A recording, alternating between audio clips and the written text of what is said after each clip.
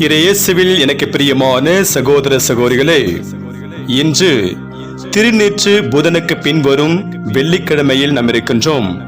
இந்த நாள் உங்களுக்கு இனிய நாளாக அமைய வாழ்த்துகிறேன், ஜெபிக்கின்றேன். இன்றைய இறைவார்த்தை சிந்தனைகளுக்கு நாம் கவனமுடன் செவிகொடுப்போம். இறைவாக்கினர் எசாயா நூலிலிருந்து வாசகம். அதிகாரம் 58, இறை வார்த்தைகள் 1-9 முடிய. இறைவனாகிய ஆண்டவர் கூறுகிறார், பேரொளி எழுப்பி கூப்பிடு, நிறுத்திவிடாதே. எக்காலம் முழங்குவது போல் உன் குரலை உயர்த்து. என் மக்களுக்கு அவர்களின் வன் செயல்களையும் யாக்கோபின் குடும்பத்தாருக்கு அவர்களின் பாவத்தையும் எடுத்து கூறு. அவர்கள் நேர்மையானவற்றை செய்யும் மக்களினம் போலும் தங்கள் கடவுளின் கட்டளையை கடைபிடிப்போர் போலும் நாள்தோறும் என்னை தேடுகின்றார்கள். என் நெறிமுறைகள் பற்றிய அறிவை நாடுகின்றார்கள். நேர்மையான நீதி தீர்ப்புகளை என்னிடம் வேண்டுகின்றார்கள். கடவுளை அணுகி வர விழைகின்றார்கள். நாங்கள் உண்ணா நோன்பிருந்த பொழுது நீங்கள் எங்களை நோக்காதது ஏன்? நாங்கள் எங்களை தாழ்த்தி கொண்டபோது நீர் எங்களை கவனியாதது ஏன் என்கின்றார்கள். நீங்கள் நோன்பிருக்கும் நாளில் உங்கள் ஆதாயத்தையே நாடுகின்றீர்கள். உங்கள் வேலையாள்கள் அனைவரையும் ஒடுக்குகின்றீர்கள். இதோ வழக்காடவும் வீண் சண்டையிடவும் கொடும் கையால் தாக்கவுமே நீங்கள் நோன்பிருக்கிறீர்கள். இன்று போல் நீங்கள் உண்ணா நோன்பிருந்தால் உங்கள் குரல் உன்னதத்தில் கேட்கப்படாது. ஒருவன் தன்னை ஒடுக்கிக் கொள்ளும் நாளையா நான் உண்ணா நோன்பின் நாளாக தெரிந்து கொள்வது? ஒருவன் நாணலைப் போல் தன் தலையை தாழ்த்தி சாக்கு உடையையும் சாம்பலையும் அணிந்து கொள்வதா எனக்கு ஏற்ற நோன்பு? இதையா நீங்கள் நோன்பு என்றும் ஆண்டவருக்கு உகந்த நாள் என்றும் அழைக்கின்றீர்கள்? கொடுமை தலைகளை அழிப்பதும் நுகத்தின் பிணையல்களை அறுப்பதும் ஒடுக்கப்பட்டோரை விடுதலை செய்து அனுப்புவதும் எவ்வகை நுகத்தையும் உடைப்பதும் அன்றோ நான் தேர்ந்து கொள்ளும் நோன்பு? பசித்தோர்க்கு உங்கள் உணவை பகிர்ந்து கொடுப்பதும் தங்க இடமில்லா வறியோரை உங்கள் இல்லத்தில் அழைத்து வருவதும் உடையற்றோரை காணும்போது அவர்களுக்கு உடுக்க கொடுப்பதும் உங்கள் இனத்தாருக்கு உங்களை மறைத்து கொள்ளாதிருப்பதும் அன்றோ நான் விரும்பும் நோன்பு? அப்பொழுது உன் ஒளி விடியல் போல் எழும். விரைவில் உனக்கு நலமான வாழ்வு துளிர்க்கும். உன் நேர்மை உனக்கு முன் செல்லும். ஆண்டவரின் மாட்சி உனக்கு பின் சென்று காக்கும். அப்போது நீ ஆண்டவரை மன்றாடுவாய், அவர் உனக்கு பதிலளிப்பார். நீ கூக்குரல் இடுவாய், அவர் இதோ நான் என மறுமொழி தருவார். ஆண்டவரின் அருள்வாக்கு. இறைவனுக்கு நன்றி. பதிலுரை பாடல். திருப்பாடல் அதிகாரம் 51. பல்லவி. நொறுங்கிய உள்ளத்தை இறைவா நீர் அவமதிப்பதில்லை. கடவுளே, உமது பேரன்புக்கேற்ப எனக்கு இரங்கும். உமது அளவற்ற இரக்கத்திற்கேற்ப என் குற்றங்களை துடைத்தருளும். என் தீவினை முற்றிலும் நீங்கும்படி என்னை கழுவியருளும். என் பாவம் அற்றுப்போகும்படி என்னை தூய்மைப்படுத்தியருளும். பல்லவி. நொறுங்கிய உள்ளத்தை இறைவா நீர் அவமதிப்பதில்லை. ஏனெனில் என் குற்றங்களை நான் உணர்கின்றேன். என் பாவம் எப்போதும் என் மனக்கண்முன் நிற்கின்றது. உமக்கெதிராக நான் பாவம் செய்தேன். உம் பார்வையில் தீயது செய்தேன். பல்லவி. நொறுங்கிய உள்ளத்தை இறைவா நீர் அவமதிப்பதில்லை. ஏனெனில் பலியினால் உம்மை மகிழ்விக்க முடியாது. நான் எரிபலி செலுத்தினாலும் நீர் அதில் நாட்டம் கொள்வதில்லை. கடவுளுக்கேற்ப பலி நொறுங்கிய நெஞ்சமே. கடவுளே, நொறுங்கிய குற்றம் உணர்ந்த உள்ளத்தை நீர் அவமதிப்பதில்லை. பல்லவி. நொறுங்கிய உள்ளத்தை இறைவா நீர் அவமதிப்பதில்லை. நன்மையை நாடுங்கள், தீமையை தேடாதீர்கள். அப்பொழுது படைகளின் கடவுளாகிய ஆண்டவர் உங்களோடு இருப்பார்.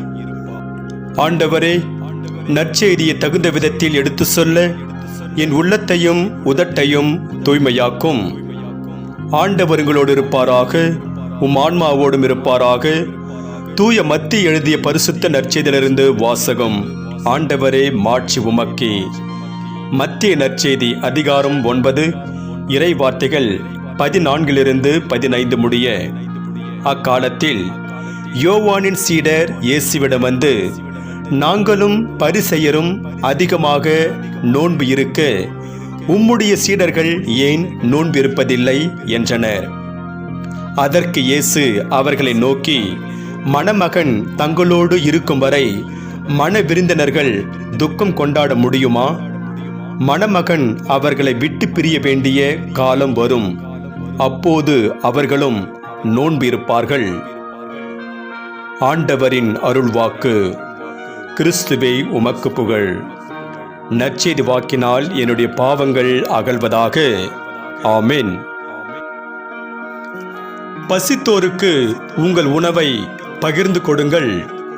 இறையேசுவில் எனக்கு பிரியமான சகோதர சகோதரிகளே, 25 ஆண்டுகளுக்கு முன்பாக கோவிந்தராஜன் என்பவர் திருச்சியில் உள்ள அரசு மருத்துவமனைக்கு சென்றுவிட்டு வெளியே வந்தார்.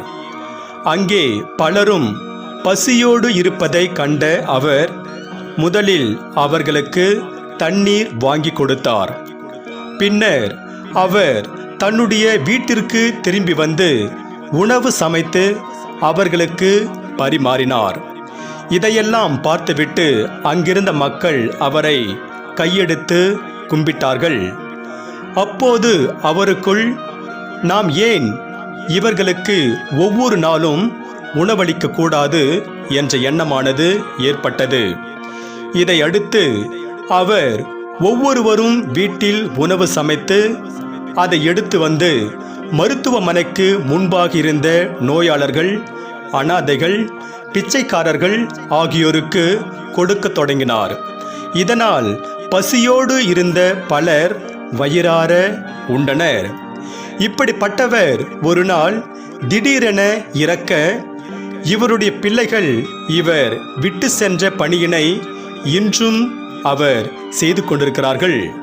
ஆம், இறையேசுவில் எனக்கு பிரியமான சகோதர சகோதரிகளே, 25 ஆண்டுகளுக்கும் மேலாக நோயாளர்களுக்கும், ஏழைகளுக்கும், அனாதைகளுக்கும் உணவளித்து கொண்டிருக்கும் திரு கோவிந்தராஜன் அவர்களுடைய குடும்பம் நமக்கெல்லாம் ஒரு முன்மாதிரி. இன்றைய இறைவார்த்தை பசித்தோருக்கு உணவிடுவது உண்மையான நோன்பு என்கிறது. அதை குறித்து நாம் சிந்தித்து பார்ப்போம். நாங்கள் நோன்பிருந்து மன்றாடியும் நீர் எங்கள் மன்றாட்டிற்கு செவி சாய்க்கவில்லை என்று இஸ்ரேல் மக்கள் கடவுளை நோக்கி கூக்குரல் எழுப்பினார்கள். அதற்கு கடவுள் அளிக்கும் மறுமொழிதான் இன்றைய முதல் வாசகம். இஸ்ரேல் மக்கள் நோன்பிருந்தார்கள், பல்வேறு விதமான பொருத்தனைகளை செய்தார்கள். அதில் எந்த ஒரு மாற்று கருத்தும் இல்லை. ஆனால் அவர்கள் நோன்பிருந்து கொண்டே தங்களோடு இருந்தவர்களை ஒடுக்கினார்கள், மற்றவரை வஞ்சித்தார்கள். இவ்வாறு அவர்கள் போலியாக நோன்பிருந்தார்கள். அப்போதுதான் கடவுள் இறைவாக்கினர் எசாயா வழியாக பசித்தோருக்கு உணவிடுவதும், தங்க இடமில்லாத வறியவருக்கு வீட்டில் இடமளிப்பதும், இது போன்ற இரக்க செயல்களை செய்வதுதான் உண்மையான நோன்பு என்கிறார். நற்செய்தியில் நாங்களும் பரிசேயர்களும் நோன்பிருக்க உம்முடைய சீடர்கள் ஏன் நோன்பிருக்கவில்லை என்று யோவானின் சீடர்கள் இயேசுவிடம் கேட்டபோது அவர் அவர்களிடம், நோன்பு எப்போது, எப்படி இருக்க வேண்டும் என்ற தெளிவினை தருகிறார். ஆதலால் மேம்போக்காக அர்த்தம் புரியாமல் நோன்பு இருப்பதை தவிர்த்து வறியோரின் தேவையை பூர்த்தி செய்து உண்மையான நோன்பு இருப்போம். இன்று நமக்கு கொடுக்கப்படுகின்ற இறை சிந்தனையாக இறைவனை வழிபடுவதும் பக்தி முயற்சிகளை மேற்கொள்வதும் அவரவர் விருப்பம். அவற்றை மற்றவர்கள் மீது திணிக்கக்கூடாது. அர்த்தம் புரியாமல் மேற்கொள்ளப்படும் எந்த ஒரு பக்தி முயற்சியும் வெறும் சடங்கே. இறையேசுவில் பிரியமானவர்களே, அது ஓர் ஓவிய கூடம்.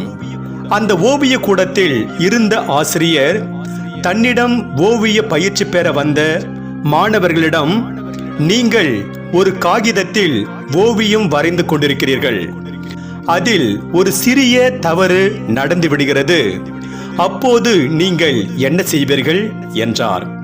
மாணவர்கள் எல்லோரும் தவற்றை அழித்துவிட்டு தொடர்ந்து ஓவியம் வரைவோம் என்றார்கள்.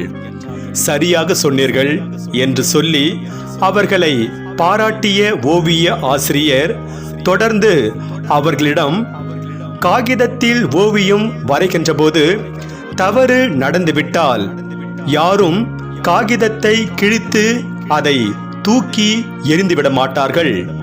அதில் உள்ள தவற்றை சரி செய்துவிட்டு ஓவியத்தை வரைந்து முடிப்பார்கள். மனித வாழ்க்கையும் அப்படித்தான். எதிர்பாராத விதமாய் நாம் தவறு செய்கின்ற போது அதற்காக நாம் நமது வாழ்வை முடித்துக்கொள்ள வேண்டியதில்லை. அதை சரி செய்துவிட்டு முன்னோக்கி நகர வேண்டும் என்றார். ஆம், இறையேசுவில் பிரியமானவர்களே, ஓவிய ஆசிரியர் சொன்னது முற்றிலும் உண்மை. எதிர்பாராத விதமாக நாம் தவறு செய்கின்ற போது அதற்காக நாம் வாழ்க்கையை முடித்து கொள்ளாமல் அதை திருத்திக் கொண்டு முன்னோக்கி நகர வேண்டும். தாவீது உரியாவின் மனைவியோடு தவறு செய்கிறார். பின்னர் அவர் தன் தவற்றை உணர்ந்து திருந்துகிறார். அதை பற்றிய செய்தியை இன்று நாம் பாடக்கேட்ட பதிலுரை பாடல் நமக்கு உணர்த்துகிறது.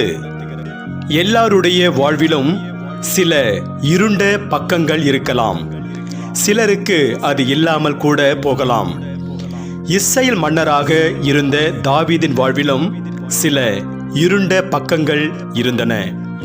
அந்த பக்கங்களில் அவர் உரியாவின் மனைவியான பத்செபாவோடு தவறு செய்ததும், அந்த தவறு யாருக்கும் தெரியாமல் இருக்க உரியாவை போர்க்களத்திற்கு அனுப்பி கொலை செய்ததும் இருந்தது.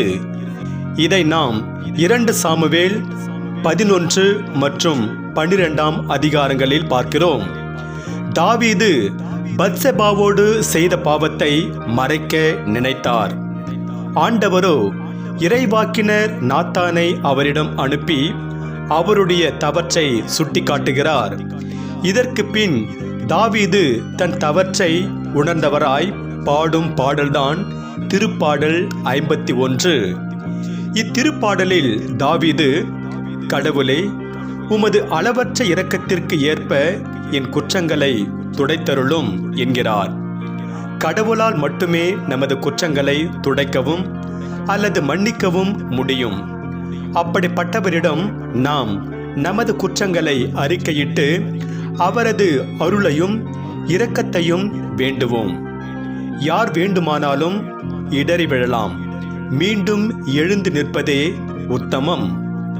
நம்முடைய பாவத்தை மனிதர்களிடமிருந்து மறைத்துவிடலாம், ஆண்டவரிடமிருந்து மறைக்க முடியாது. குற்றங்களை உணர்வதே மனமாற்றத்திற்கான முதற்படி. உணவு கொடுக்கும் ஒவ்வொருவரும் உயிர் கொடுப்பவருக்கு இணையானவர். இன்று நமக்கு கொடுக்கப்படுகின்ற இறை வார்த்தையாக, நீங்களே அவர்களுக்கு உணவு கொடுங்கள் என்று தூய மத்திய நற்செய்தியில் 14 அதிகாரம் 16 இயேசு கூறுகிறார். எனவே நாம் பசியோடு உள்ள மக்களுக்கு உள்ளார்ந்த விதமாய் உணவளித்து உண்மையான நோன்பிருந்து இறையருளை நிறைவாக பெறுவோம். ஆண்டவர் 1000 தலைமுறைக்கும் பேரன்பு செய்பவர், கொடுமையையும் குற்றத்தையும் பாவத்தையும் மன்னிப்பவர் என்று விடுதலை பயண புத்தகத்தில் 34ஆம் அதிகாரம் 7வது வசனத்தில் பார்க்கிறோம். எனவே நமது பாவங்களை மன்னிக்கும் ஆண்டவரிடம் பாவங்களை அறிக்கையிட்டு அதற்கான மன்னிப்பை பெற்று இறையருளை நிறைவாக பெறுவோம். இறைவன் உங்கள் அனைவரையும் நிறைவாக ஆசீர்வதிப்பாராக. ஆமென்.